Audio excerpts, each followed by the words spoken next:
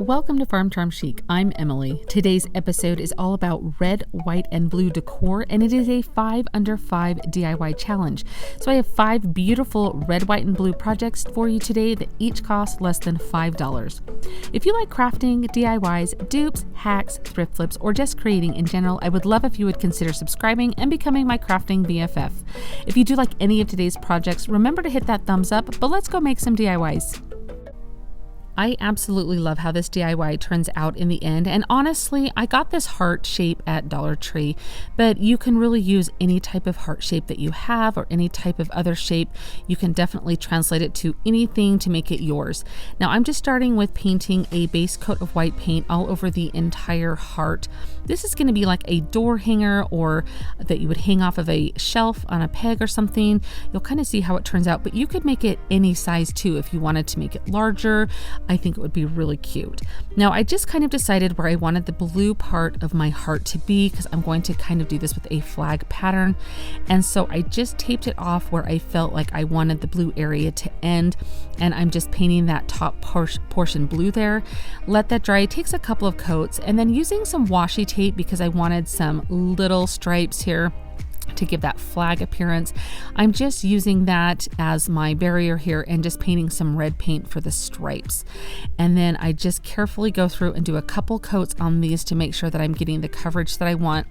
I just painted over these with a brush, and that washi tape works wonderfully to act as the barrier there to make these crisp, clean stripes. If you ever get any bleed through or anything, just go back with that original color, like in this case the white, and kind of clean that up a bit if you need to. But these turned out absolutely beautiful. And now I'm just doing the same thing on the other side because I don't know exactly where this is going to be hanging or if it will like flip around or anything like that. I just wanted the back to be finished. So I am just doing the exact same thing on the back to get those stripes, and you can see how crisp and clear those come out. So now I have to distress everything. If you guys know me, you know that that's one of my favorite things to do. So I'm just taking an emery board. I like to use nail files to do my distressing like this. I feel like you can really get into those nooks and crannies really well with that, and I just get them off Amazon. You guys ask all the time. I have them linked down in my description box if you're curious about those, but really any emery boards will do. Even the ones you buy at the Dollar Tree will work just fine. So I just go through on all of the edges here, just sanding it, making it have a really rustic. I was kind of going for a really primitive type of Americana feel with this, and so I really wanted to make sure that I got all of the little edges and everything distressed really well. And then I did take just some normal sandpaper, and I did decide to go over the top of the design to make it look a little bit faded there. Now I just have these star shapes. I bought a bag of them at a craft, or not a craft show, but a garage sale. That's the word. I have a bag of them, so they're kind of any type of star shape will work. You could even skip this step if you wanted to, but I just painted that star a gold color.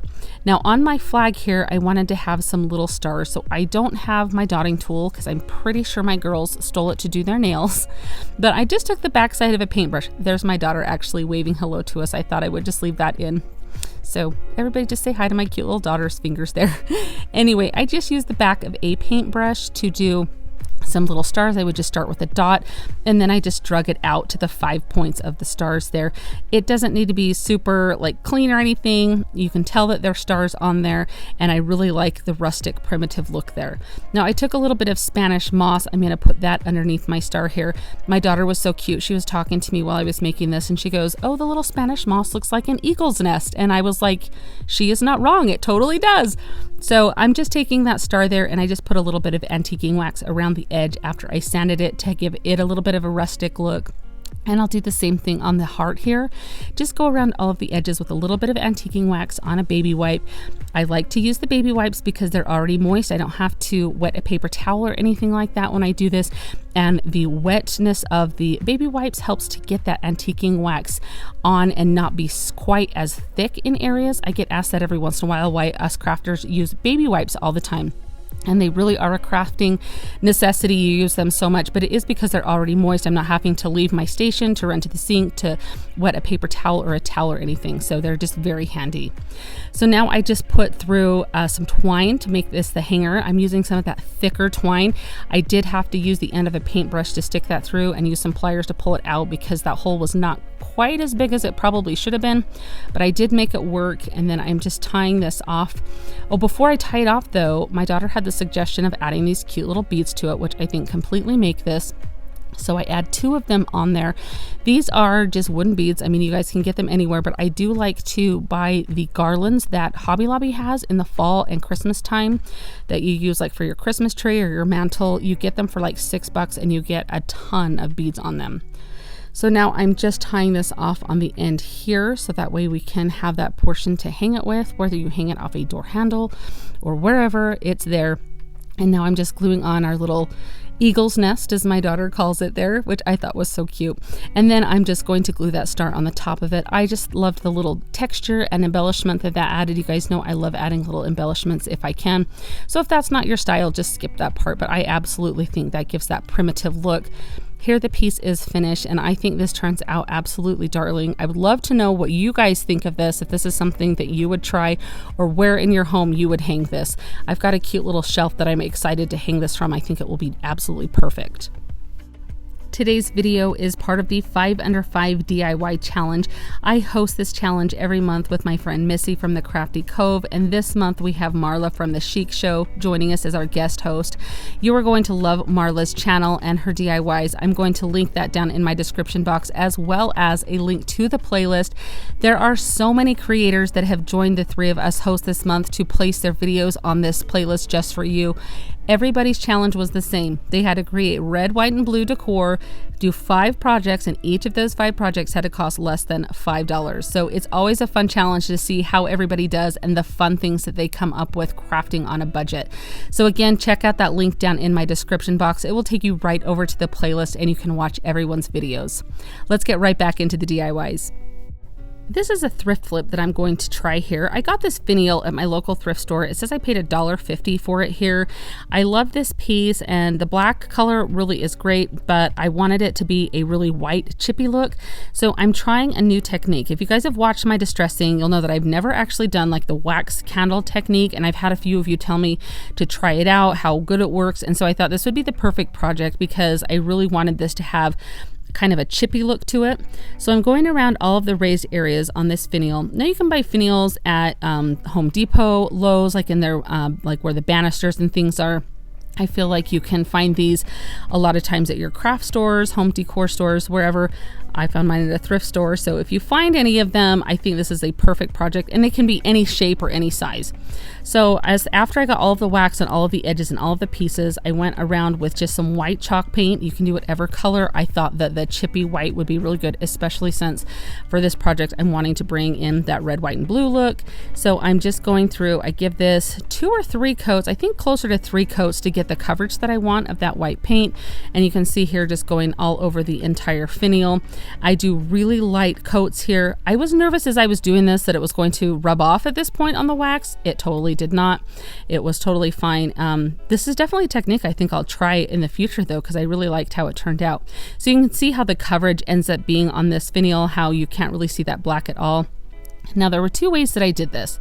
The first one, I grabbed a baby wipe. I think a wet towel might have done a little bit of a better job than the baby wipe did, but I'm just wiping off around the edges where I knew that wax was, and it just wipes off. You have to use a little bit of elbow grease, but it does go around each of the edges there to wipe off that wax, or it was like a barrier so the paint doesn't stick there. And then after I kind of got to this part and thought that's a little bit hard, I do end up getting out my putty knife, and it does scrape off really well where the wax was. So keep that in mind here, and I'll show you that here in just a second after I use this. But if I'm to do this again, I really do think that I will just get a wet towel rather than the baby wipe, because I think it would cause a little bit more friction. So here you can see me using that putty knife. So I just kind of went over all of the areas, and then I would wipe it down with the baby wipe, because you do get a little bit of the scratch marks on there from that putty knife. But I think this is looking really good, and I just love how you can see all of that detail start to show out in it, and you can see all of that little chippiness there. I did drill a hole in the top of it so I could place my flag in there, so you could change that out for different seasons or different flags or countries you're wanting to represent. But I think this turned out absolutely beautiful and perfect for summertime to have on a porch or a mantle or somewhere in your home. So I found this particular sign at Hobby Lobby in their clearance. You can see it was $3 and change that I paid for it there. Now, if you don't have something like this, you can use these little squares right here from Dollar Tree and any type of sign back that you want to glue this to, one's from Dollar Tree or anything. Or if you find just a cute texture on a sign, just pick up a pack of those squares from Dollar Tree and you can recreate this really easily. So if you blink, you'll miss this craft because it is so simple and so easy. I got this free printable online. I'll leave a link to it down in my description box so you can find it. I believe I had to enter my email address into the website, so just know that you have to do that. And then they email you a password and you have access to their whole library of free printables. But I thought this little watercolor flag was absolutely beautiful. And I love the watercolor designs. So I cut it out I printed it out on cardstock, just using regular inkjet printer. And I'm setting it down here. This is cardstock. And so I'm just kind of running my finger over the edges so I kind of know how big that square is. I wanted this to have a very tattered look, so I will end up tearing the edges on this, but you can easily use a paper cutter, give it more of a crisp look. I mean, make it your own when you make it. In fact, if you guys are taking some of the items that I make and you're wanting to do them in different colors, or you're telling me like, oh, if it was me doing this, I would have done this instead. I love that you guys are thinking like that, because it just means that your creative juices are flowing and you're thinking of how you can make things tailored to your style or your design aesthetic. And I love that because it just means you're thinking like a creator. And so if you want to copy things exactly how I do them, go right ahead, but it will definitely get those creative juices. But when you're looking at things going, I think I'd rather do this instead, or I like this color, or I wouldn't do that, that just means that you're thinking like a creator. So I absolutely love that, and I love hearing all of your different ideas. So after I tear all of the edges there, I take some antiquing wax on a brush and I just go around the edges. I wanted to give this an aged look here. Again, this is something that is a matter of personal preference. And I'm just going around, you can see very clearly on each of the edges there. And then I do it on the underneath piece of this wood. So that way the pieces of the wood that peek through will also have that aged look. And then you guys, you guessed it, I'm going to use my favorite school glue. This purple glue stick from Elmer's is like my favorite stuff in the whole world to use instead of Mod Podge when I'm gluing things down, because I don't get any bubbles, I don't get any wrinkling. I have never had an issue with it coming up. This particular brand of glue. Now, I have used other brands of glue that I have not been happy with, but I have not once had an issue with this. So I make sure all of the edges are covered. I put a little bit on the surface as well. And then I straighten this out. Once I get it on here, you do have a little bit of time to kind of manipulate it into the area or design that you want, or not design, but to get it as straight as you want. I realized it wasn't quite as straight. And then I do always get my brayer out and I roll it over. That helps get those two pieces bonded together. You can see right here, there was a few pieces of the ripped paper that were sticking over the edge I didn't like. So I just went ahead and ripped them off. Super easy there. And then this is just the rest of the antiquing wax that was in my little brush there. I'm going over the top of it to kind of give it that aged look there, kind of a little bit more so it's not as stark. Again, that's a matter of personal preference, but here's the brayer, I'm going over the top of it to make sure both directions that it's really bonded. I did take some of this Mod Podge right here and I just went over the top of it to give it a seal, get it sealed, so that way it's waterproof. If I decide to put this on my porch or anything, or if you decide to sell this or anything, it does give it that professional look and it does make that paper protected. But what do you guys think? Do you like this? I love the look of that shiplap with this flag. I think it's beautiful and it's perfect for summertime and any type of Americana look that you're going for. I am really excited to tell you about a new product that I have found. This is some transfer artist paper.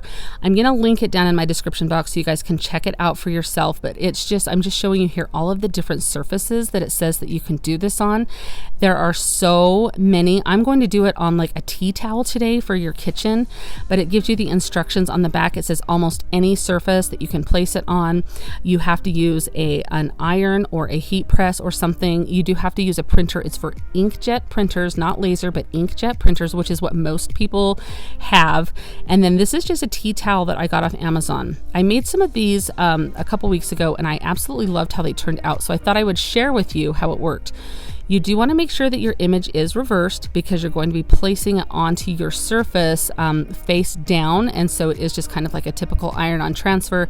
So whatever you do, you just want to make sure that you reverse that image before you print it. Now I have this image of this cute little Americana sheep that I got on Etsy a while back. I'll see if I can find it and link it for you guys if you're interested in that. And I just printed it out and I typed Old Glory underneath it. And I did have, I did it in Canva so that way I could reverse the image. That was the easiest way for me to get it reversed. And all you do is you just cut around the edges. Now, if you have a cutting machine, you can definitely use this paper with a cutting machine and it works great. But if you don't, you are totally in luck because I feel like it's even easier just to cut it with the scissors. Now, I'm just showing you the instructions here. The temperature, I go at the lower temperature for these tea towels. And then the time, I just find out where exactly I want to place this on my tea towel and the exact space here. I'm just pulling this all the way out. Now you will want to, when you're doing this, press or iron your surface first there. So I've done that here and I found the middle of my towel. That's what that crease is there as I folded it in half to find that middle. And then I'm going to find the middle of my image here and I'm just going to kind of put a little crease in the top so I can match that up to get it as centered as possible. You guys can definitely measure with a ruler or tape measure as much as you want. I just kind of eyeball it, you guys know that. And I feel like it works pretty well, but that's a simple way for finding the middle. There is how I did that. Okay, so now I went and I pressed this with my heat press. So you can use your iron, your Cricut heat press. If you have an industrial heat press, just somehow you have to get that heat on there. And then I'm peeling that off there. It says to do it while it's still kind of warm or a little bit cool. But you guys, it turns out so great. That color is so beautiful. It transfers so well. It's smooth. It's not like crisp or anything like that. That's gonna like crack or anything. And I have washed a couple of these that I've done and they've washed up beautifully just in your regular wash. And I think these are, I mean, they're perfect for t-shirts. I'm so excited to try this for a lot of other projects. So watch for those coming. But what do you guys think? Is this a process that you guys would like to try? Would you like to see more items with it? Because I'm really excited to work with it. Are you guys on Instagram? If you are, I would love if you would come and find me. I am Farm Charm Chic over there. I'll leave a link down in my description box so you can easily find me. But come and see what I'm working on. I post there quite a bit. I like to show you things that I'm working on or when I have videos ready. It's just another place to stay in touch. So if you do come find me, remember to send me a DM and say hi because I do love meeting new friends.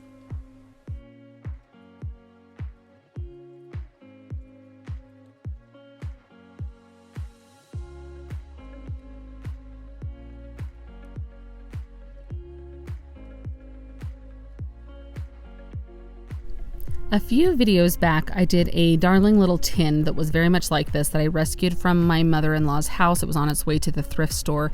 And I also have this little watering can tin that is the same pattern that is on it, or very similar. But I did learn with that bucket that this is paper that is on here. You can see how that kind of comes up. And it was a huge pain for me to remove from that bucket. So I'm trying to use the lessons I learned from that with this. So I sanded all over to kind of take the glossiness off of this paper.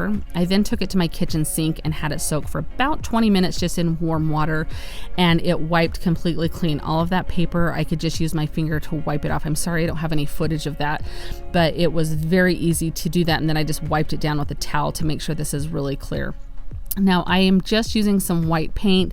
I end up doing the entire thing in one coat, and then you can kind of see where my surface line is there. That's where my blue paint's going to go on the top of my watering can. And I'm just using some painter's tape to get that line on there so I have that area to do my little blue star section for a flag, because I want to do this in a flag pattern.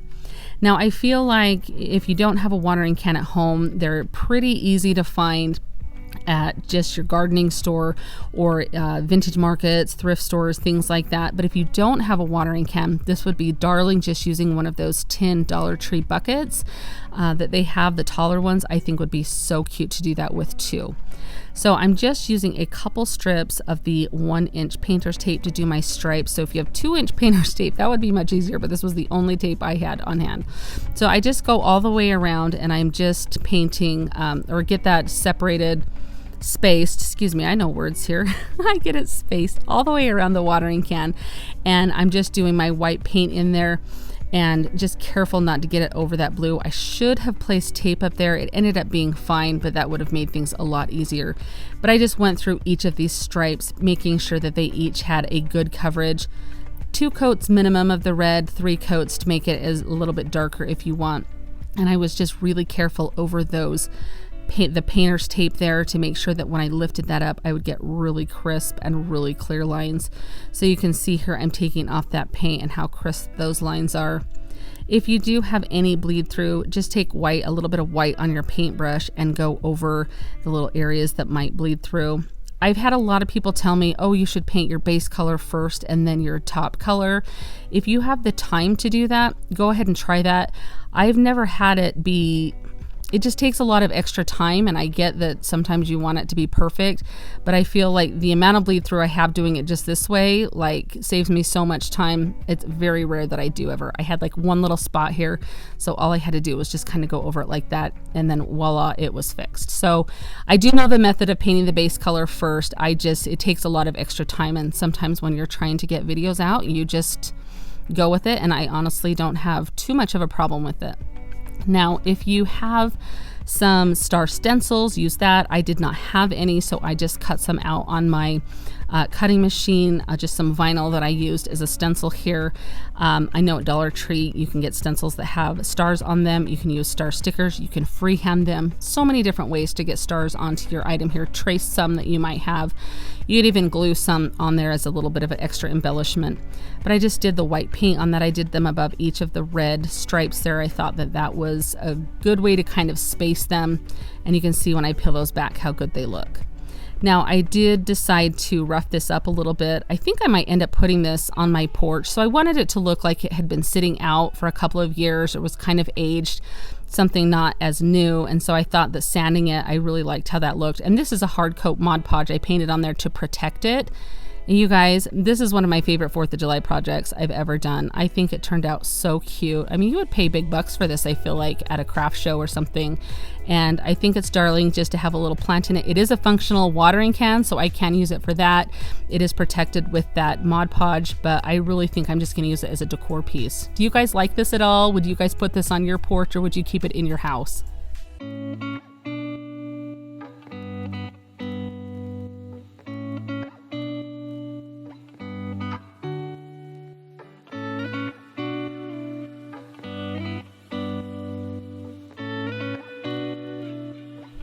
I just love making red, white, and blue decor because it means that summer is here and I'm ready to start thinking about the 4th of July, backyard barbecues, all of that fun stuff, the pool. I just love summer and I love the 4th of July and celebrating it and I keep my patriotic stuff up. I put it up from Memorial Day to Labor Day. So it's up pretty much all summer long. Do you guys decorate big for 4th of July or just sprinkle it here and there? I feel like these pieces, any one of them would be a beautiful touch to any home. Did you have a favorite? Let me know down in the comments which it was. And you guys, that playlist link is going to be in my description box. So click that and get all of the red, white, and blue inspiration that you need from the playlist. Thank you so much for watching. I'll see you next time. Happy crafting. If you like the video that you just saw and you want to keep crafting together, here's another video that you might enjoy. And as always, remember to like and subscribe. Thanks so much for watching. I'll see you next time.